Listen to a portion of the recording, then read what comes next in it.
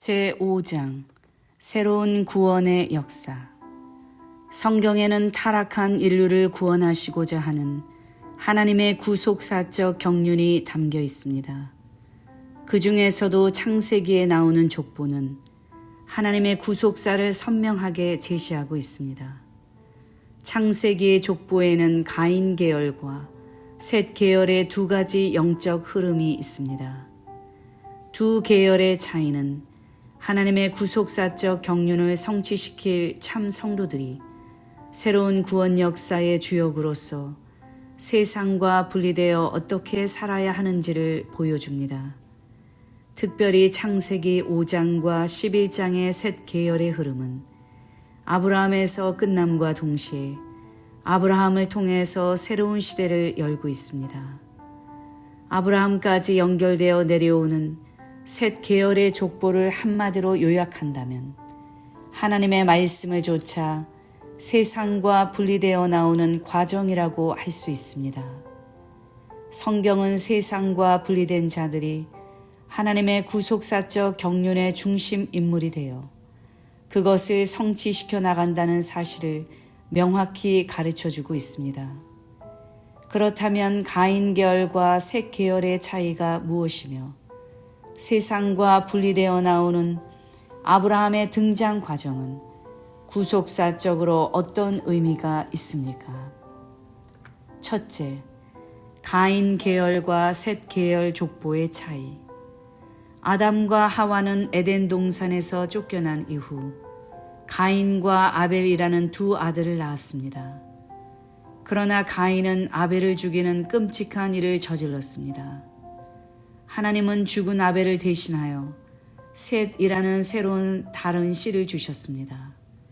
그 이후 아벨의 죽음으로 아담의 두 아들들은 가인과 셋으로 나누어지게 됩니다. 한 부모에게서 출생한 자녀였지만 이 둘은 장차 두 흐름을 대표하는 조상이 되었습니다. 셋은 하나님의 말씀에 순종하고 그 뜻과 섭리를 받들어 이 땅에 하나님의 구원을 성취하는 선민 족보의 조상이 되었고, 가인은 하나님의 뜻에 도전하고 성도들을 핍박하며 하나님의 구원 역사를 가로막고 방해하는 세력의 조상이 되고 말았습니다. 신구약 성경 전체에는 명백하게 이와 같은 두 가지 영적 흐름이 나타나 있습니다. 지금까지 연구한 셋 계열의 족보와 가인 계열의 족보를 볼 때 셋 계열은 하나님께 뿌리를 두며 하나님의 구속 사역에 동참하고 이 땅에서 장수의 축복을 누렸음을 알 수 있습니다. 반면에 가인 계열은 세속 사회에서 번영을 구가하긴 했으나 하나님과 단절되고 하나님의 선민을 방해하며 구속 역사의 흐름을 가로막는 사악한 편에 서 있었다는 것을 발견하게 됩니다. 그렇다면 두 계열의 차이는 구체적으로 무엇입니까? 먼저 가인 계열의 족보와 셋 계열의 족보는 시작이 다릅니다. 무엇이든지 시작이 중요합니다. 한번 시작이 잘못되면 전체가 잘못될 가능성이 많습니다. 두 계열의 족보는 시작이 전혀 다릅니다. 첫째, 가인 계열의 족보는 하나님을 떠남으로 시작되었습니다. 창세기 4장 16절에서 가인이 여호와의 앞을 떠나 나가 에덴 동편 노 땅에 거하였더니 라고 말씀하고 있습니다. 가인은 하나님 앞을 떠나서 그의 아들 에녹을 낳게 됩니다. 이처럼 하나님을 떠남으로 시작된 가인 계열의 족보는 하나님과는 아무 상관이 없는 족보가 되고 말았습니다. 그들이 세상적으로 아무리 화려한 업적을 이루겠을지라도 하나님을 떠난 자들은 저주를 받아 멸망하게 되어 있습니다. 예레미야 17장 5절에서 나 여호와가 이같이 말하노라. 무릇 사람을 믿으며 혈육으로 그 권력을 삼고 마음이 여호와에게서 떠난 그 사람은 저주를 받을 것이라 라고 말씀하고 있습니다. 둘째, 셋 계열의 족보는 하나님으로부터 시작되었습니다. 창세기 5장 1절에서 3절에서 아담 자손의 족보를 소개하고 있습니다. 그런데 아담을 하나님이 창조하셨고 그 아담이 130세에 아들을 낳아 이름을 셋이라고 하였습니다. 그러므로 셋 계열의 족보는 위로 아담에서 시작되고 더 나아가 하나님으로부터 시작되었던 것입니다. 누가복음 3장에 나오는 예수님의 족보에서도 그 이상은 셋이요 그 이상은 아담이요 그 이상은 하나님이시라 라고 기록하시므로 하나님의 구속사적 경륜이 셋 계열의 족보를 통해서 이루어지고 있음을 확실하게 증거하고 있습니다. 이러한 사실을 뒷받침하는 것은 노아 시대의 셋 계열의 사람들이 하나님의 아들들이라는 영예로운 칭호를 받았던 사실에서 찾아볼 수 있습니다. 우리는 하나님의 아들들이 되고 하나님은 우리의 아버지가 되신다는 사실은 성경 곳곳에서 소개되고 있습니다. 이러한 사실을 오늘날 성도들의 삶에 적용해 볼 때 기도하지 않는 사람은 하나님을 떠난 사람이요 기도하는 사람은 하나님으로부터 시작되는 사람이라 할 수 있습니다. 또 하나님의 말씀을 멀리하는 사람은 하나님을 떠난 사람이요 하나님의 말씀을 가까이 하는 사람은 하나님으로부터 시작되는 사람이라 할 수 있습니다. 둘째, 가인 계열의 족보와 셋 계열의 족보는 삶의 방식이 다릅니다. 가인 계열의 족보와 셋 계열의 족보의 차이점 중 주목해야 할 것은 그들의 삶의 방식이 다르다는 사실입니다. 인간이 세상을 살아가는 삶의 방식은 크게 두 가지입니다. 하나는 오직 자신의 성공과 행복을 위해서 살아가는 자기 중심적인 삶의 방식이 있고 또 하나는 오직 하나님의 영광을 위해서 살아가는 하나님 중심적인 삶의 방식입니다. 첫째, 가인 계열의 자손들은 오직 자기 중심적인 삶의 방식으로 인생을 살았습니다. 창세기 4장에서 가인 계열의 족보에 나오는 인물들은 다양한 분야에서 문화와 문명의 창시자들입니다. 세상적으로 볼 때는 성공하였다고 인정받기에 충분한 인생들이었습니다. 하나님의 앞을 떠났던 가인은 인간 최초로 성을 쌓고 그 성의 이름을 자신의 아들의 이름대로 에녹이라고 불렀습니다. 그의 삶의 방식은 성을 쌓음으로 오직 자기를 잘 보호하고 자기의 이름을 내는 것이었습니다. 이러한 가인 계열의 삶은 아담의 7대손 라멕에 이르러 절정에 이릅니다. 라멕은 창상, 작은 상처를 인하여 어린 소년을 죽이고 살인자가 되는 철저하게 자기 중심적인 삶을 살았습니다. 라멕의 아들들은 각종 문명의 창시자로 이름을 떨치게 됩니다. 창세기 4장 20절에서 22절에서 야벨은 육축 치는 자의 조상이 되었고 그의 아우 유발은 수금과 퉁소를 잡는 모든 자의 조상이 되었으며 두발 가인은 동철로 각양 날카로운 기계를 만드는 자였습니다. 그러나 그들의 삶은 하나님의 이름을 내지 않고 하나님과 아무런 상관이 없는 철저하게 자기 중심적인 삶이었습니다. 이러한 가인 계열의 자기 중심적인 삶은 바벨탑 사건에서 확실하게 드러납니다. 그들이 성과 대를 쌓은 목적은 결국 자신들의 이름을 내기 위한 것이었습니다. 둘째, 셋 계열의 족보는 하나님 중심적인 삶의 방식으로 인생을 살았습니다. 창세기 5장에 나오는 셋 계열 족보의 인물들은 세상의 문명을 이룩하며 자신의 이름을 내는 일과는 아무런 관련이 없었습니다. 이들의 특징은 한결같이 하나님의 영광을 위한 하나님 중심적인 삶이었습니다. 에노스는 하나님의 이름을 부르며 예배를 드렸습니다. 마할랄렐은 하나님을 찬양하며 살았습니다. 에녹은 300년 동안 하나님과 동행하며 살았습니다. 무두셀라는 자신의 이름대로 하나님의 심판으로 인한 종말을 바라보며 살았습니다. 라멕은 아들 노아를 통하여 하나님의 안식이 이루어질 것을 소망했습니다. 노아는 방주를 지으면서 하나님의 말씀대로 준행하는 삶을 살았습니다. 이들의 삶은 한결같이 하나님의 영광을 나타내는 하나님 중심적인 삶이었습니다. 역사가 시작된 이래로 오늘날까지 전 인류의 삶은 이와 같이 가인 계열의 길과 셋 계열의 길로 나뉘어져 왔습니다. 가인 계열의 길은 자기 분야에서 성공한 결과 일시적으로 돈과 명예와 권력을 거머쥐고 인기를 받을지는 모릅니다. 그러나 성경은 아무리 화려한 인생을 살아도 가인의 길을 걷는 자들에게는 화가 있다고 말씀하고 있습니다. 가인의 길을 걷는 자들은 죽고 또 죽어 뿌리 뽑힌 나무요, 자기의 수치의 거품을 뿜는 바다의 거친 물결이요, 영원히 예비된 캄캄한 흑암에 돌아갈 유리하는 별들입니다. 잎사귀 마른 상수리나무요, 물 없는 동산입니다.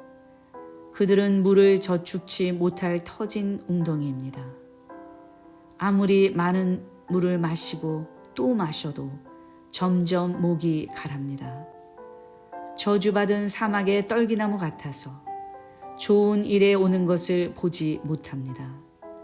근심, 걱정, 슬픔, 아픔 등이 끊임없이 닥쳐옵니다. 이 모든 것은 그들이 생수의 근원이신 하나님을 버린 결과입니다. 그러나 셋 계열의 자손들은 하나님의 이름을 빛낸 결과 그들의 생애가 늙어도 결실하며 진액이 풍족하고 빛이 청청합니다. 생수의 근원이신 하나님은 그들의 생애 처음부터 끝까지 책임져 주시고 보호해 주시며 그들을 모든 이름 위에 뛰어나게 해 주시고 영원히 지워지지 않게 해 주셨습니다. 셋째, 가인 계열의 족보와 셋 계열의 족보는 출생과 사망에 대한 기록이 다릅니다. 창세기 5장에 나타난 셋 계열 족보의 특징 중에 낳았고 지내며 향수하고 죽었더라라는 표현이 반복되고 있습니다. 이 족보에는 출생과 사망에 대한 구체적인 연대의 기록과 향수한 기간이 정확하게 기록되어 있습니다. 그러나 가인 계열의 족보에는 출생과 사망에 관한 기록, 그리고 향수한 연도가 나타나 있지 않습니다. 이것은 무엇을 의미합니까? 첫째, 하나님께서 인정하시는 삶과 인정하시지 않는 삶이 있다는 것을 가르쳐 줍니다. 가인 계열의 족보를 볼 때 언제 출생하여 얼마를 살다가 언제 죽었는지에 대한 기록이 없는 것은 하나님이 그들의 삶을 인정하시지 않으셨다는 것입니다. 세상의 많은 사람들이 아무리 화려하고 성공적인 인생이라고 인정하여도 하나님 앞에 인정받지 못한 인생은 그 연대가 기록되지 않은 것입니다. 그러나 셋 계열의 자손들의 삶은 하나님이 인정하시는 삶이기에 출생과 생애 그리고 죽은 날까지 모두 정확하게 기록되어 있습니다. 시편 1편 6절에서 대저 의인의 길은 여호와께서 인정하시나 악인의 길은 망하리로다 라고 말씀하고 있습니다. 그러므로 하나님은 하나님이 인정하시는 셋 계열을 통해서 구속 역사의 경륜을 이끌어 오신 것입니다. 둘째, 신앙의 계승과 연속성의 문제에서 차이가 있음을 가르쳐 줍니다. 가인 계열의 족보는 그 후손들에게 하나님에 대한 신앙과 영적 유산이 계승되지 않았습니다. 그들의 삶은 개개인이 분리된 극히 개인주의적인 모습을 보여줍니다.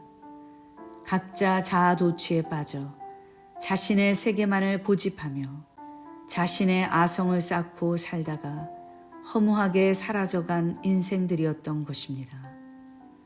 반면에 셋 계열의 족보는 오랜 세월 끊어짐 없이 신앙의 대가 이어져 갔습니다.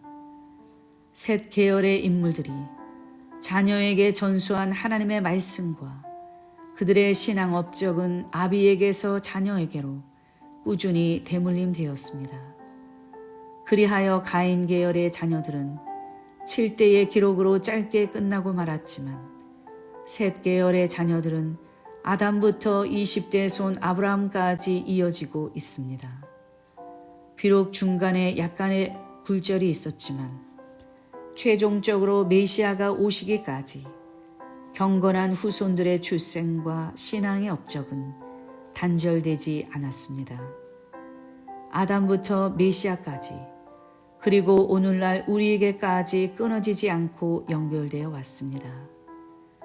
이처럼 자손이 계속된다는 것은 개인은 죽지만 인류에게 내려진 죽음의 저주를 극복시키기 위한 하나님의 생명의 역사는 경건한 자손들을 통해 쉬지 않고 계속되었음을 보여줍니다. 넷째, 셋째, 똑같은 사람의 삶이지만 짐승 같은 삶이 있고 참 사람다운 삶이 있다는 것을 가르쳐 줍니다. 가인 계열 사람들의 삶은 마치 짐승들의 삶과 한 가지입니다.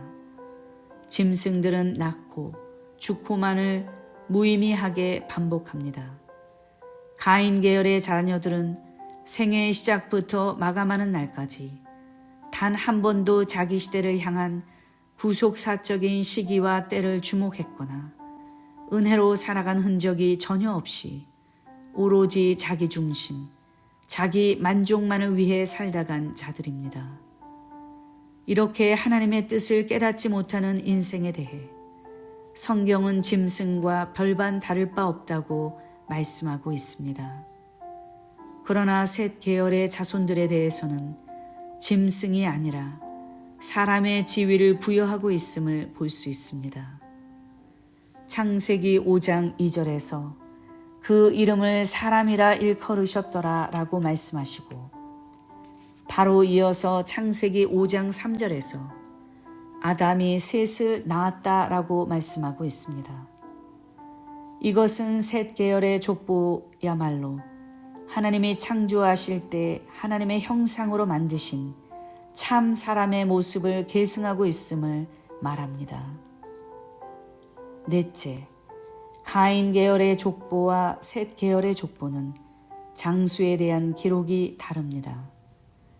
가인 계열의 자녀들은 출생 연도나 사망한 나이 등에 대한 기록이 없기 때문에 이 땅에서 몇 년 동안 살았는지 전혀 알 길이 없습니다. 반면에 셋 자녀들은 이 땅에서 장수의 축복을 누렸습니다. 장수의 복은 가인의 후예와 달리 셋의 후예들에게 주어진 하나님의 특별한 복이었습니다. 이러한 장수의 축복을 증거하는 것이 바로 향수하고라는 표현입니다.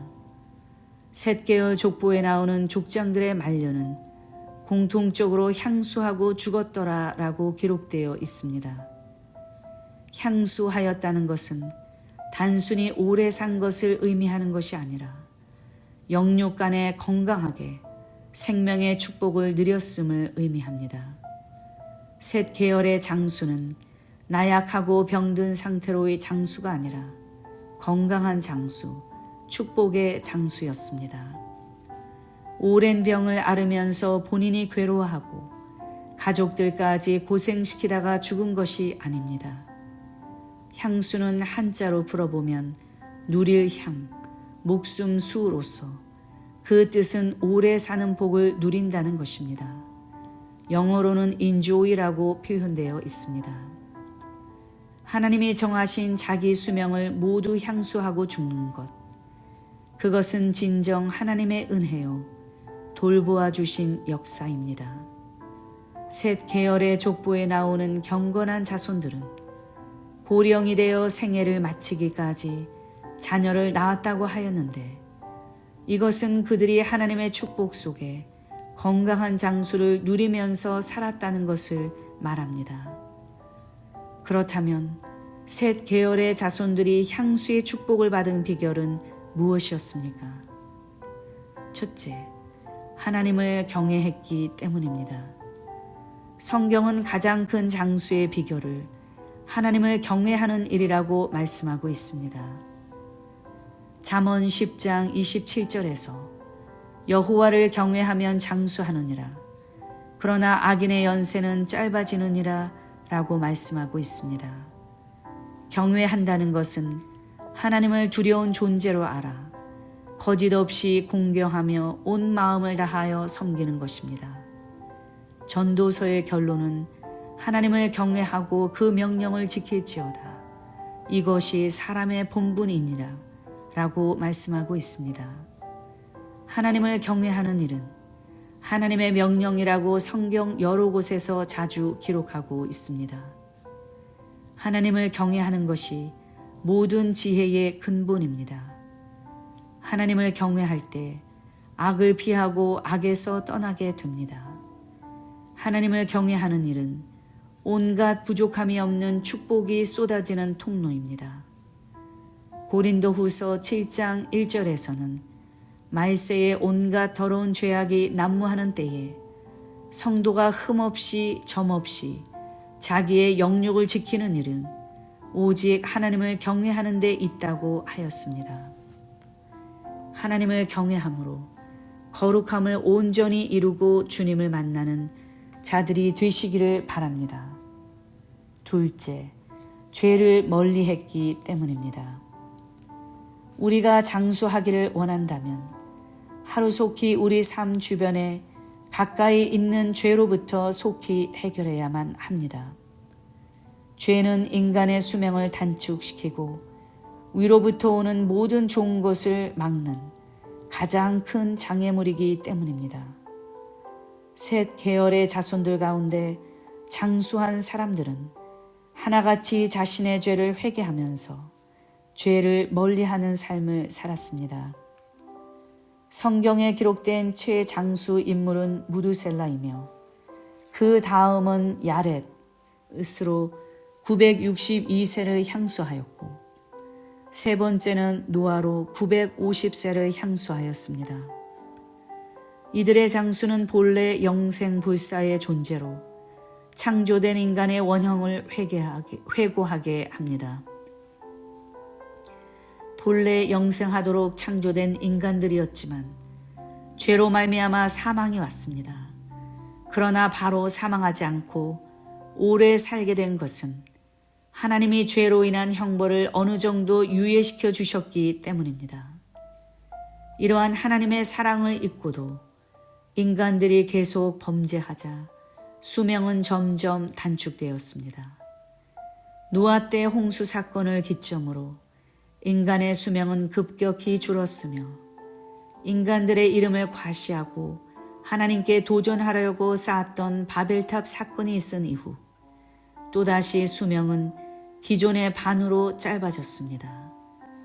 처음에 아담의 후손들은 1000년 가까운 수명을 누렸으나 노아 홍수 이후 평균 수명은 400에서 600세로, 바벨탑 사건 이후 평균 수명은 200연대로 급격하게 단축되었으며 아브라함 이후로는 200년 선을 넘지 못합니다.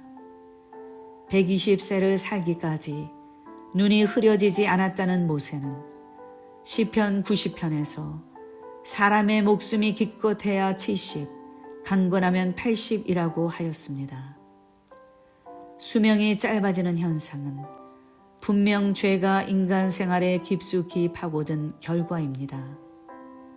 인간의 죄는 사람의 수명뿐만 아니라 우리가 늘 숨을 쉬고 먹고 마시는 모든 자연 만물의 환경에까지 영향을 미쳤습니다. 하나님의 만물 창조 원리에서 보면 지구는 태양을 중심에서 자전과 공전을 통하여 하루 24시간을 움직이면서 사람들이 살기에 아름답고 적합한 진선미의 춘하 추동을 유지하였으며 수억만 개의 별들 또한 자기 위치를 지키면서 우주가 질서 있게 유지되고 있었습니다. 그것들의 엄정하고도 경이로운 질서는 과연 하나님의 신묘 막측하심과 인간에 대한 깊은 사랑을 보여주고 있습니다. 이처럼 본래 우주 만물은 사람에게 이롭게 창조되었던 것입니다. 그런데 창조주가 한탄하실 만큼 온 세상이 죄악으로 관영하고 강포가 땅에 충만해지자 하나님이 사람 지으셨음을 한탄하시고 홍수로 세상을 심판하셨습니다. 대홍수 이후 조화롭게 운행되던 자연질서, 사람이 살기에 적절했던 모든 기후나 풍토는 확실히 여러 면에서 창조 때와는 많이 달라졌습니다. 죄의 결과로 온 홍수 심판과 그 이후 지구에 찾아온 기후변화로 이제 자연은 더 이상 인류에게 이로움만 주던 이전의 모습이 아닙니다. 홍수 이전과 다른 비정상적인 기후와 급격한 계절 변화, 사람들의 노화 속도가 빨라지고 쉽게 병들어 인간의 수명이 현저히 단축되었습니다. 창세기 8장 22절과 같은 결과의 원인이 사람들의 생각이 어려서부터 악하기 때문이었다고 말씀하고 있습니다. 만물이 사람을 이롭게 하지 못하고 도리어 사람을 상하게 된 것은 명백하게 사람들이 지은 죄의 결과였던 것입니다. 이것에 대해 창세기 3장 17절에서는 아담에게 이르시되 내가 내 아내의 말을 듣고 내가 너더러 먹지 말라 한 나무 실과를 먹었은즉 땅은 너로 인하여 저주를 받고 너는 종신토록 수고하여야 그 소산을 먹으리라고 말씀하고 있습니다.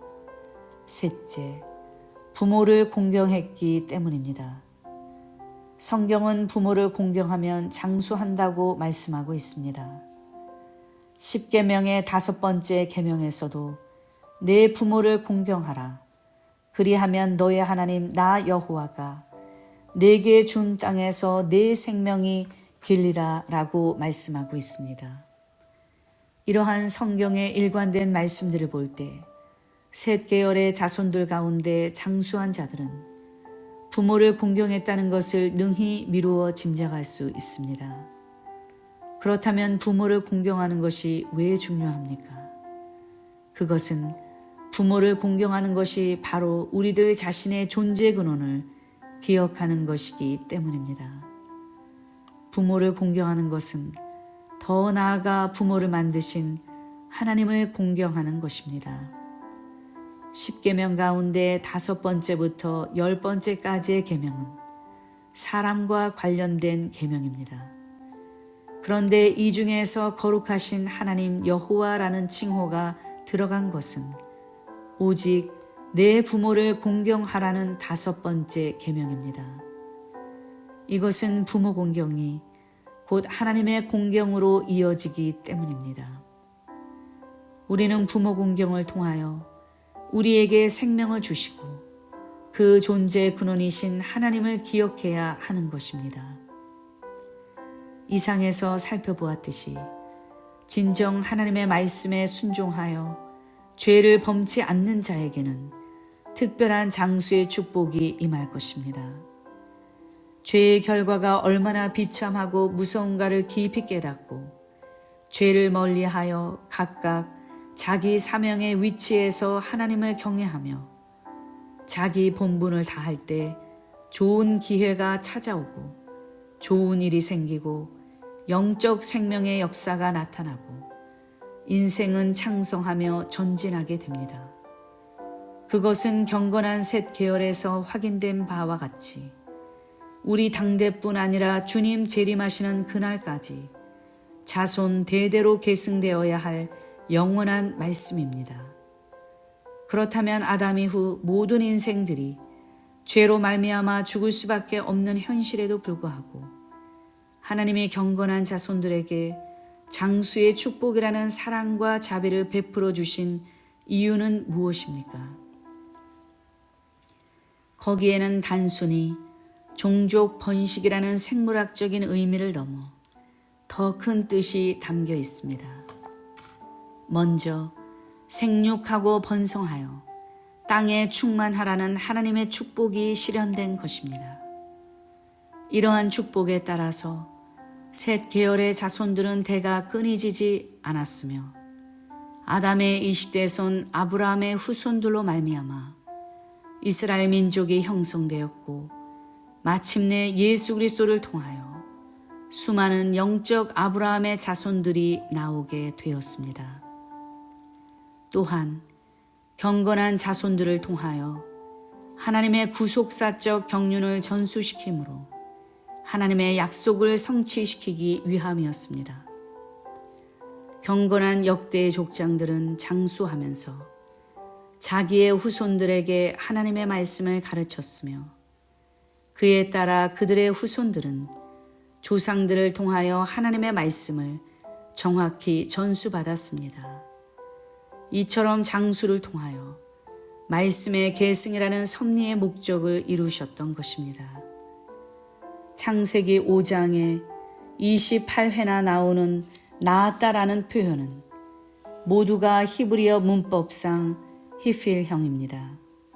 곧 하나님이 그 배후에서 적극적으로 개입하셔서 구원 섭리 가운데 자식을 낳도록 하셨다는 뜻입니다. 경건한 셋 계열의 자손들이 끊임없이 이어진 것은 확실히 그 배후에 하나님의 절대 주권적인 역사하심이 있었던 것입니다. 결국 하나님은 캄캄한 암흑 시대의 한 줄기 등불이었던 경건한 자손들을 장숙해 함으로써 당신의 거룩한 씨를 보존시켰습니다. 이러한 경건한 자손들의 장수는 말씀을 전달하는 방편이 되었으며 하나님과 거룩한 교제가 더욱 깊어지고 친밀해지며 언약을 확실하게 계승하여 온전히 성취하도록 하려는 하나님의 섭리였습니다. 언젠가 모든 죄의 문제가 해결되고 깨어진 자연 만물이 회복되며 사망이 없는 영원한 생명의 날이 반드시 올 것입니다. 이사야 선지자는 그 만물들이 사람을 상하게 하는 일이 없는 날이 올 것이라고 예언하였는데 그것은 장차 여호와를 아는 지식이 온 땅에 충만하게 될 때입니다. 바로 그날은 예수 그리스도의 재림으로 말미암아 만물을 새롭게 하시는 때입니다. 이날은 탄식하던 피조물들도 고대하는 때입니다. 다시는 눈물과 사망과 애통하는 것이나 곡하는 것이나 아픈 것이 없는 새로운 세계입니다. 하나님은 이 영광스러운 날이 도래하는 길을 준비하시기 위하여 셋 계열의 족보 가운데 아브라함을 택하시고 부르셨습니다. 실로 그가 구속사의 전면에 나타나기까지 역사는 죄로부터 선민을 불러내는 분리의 역사였습니다.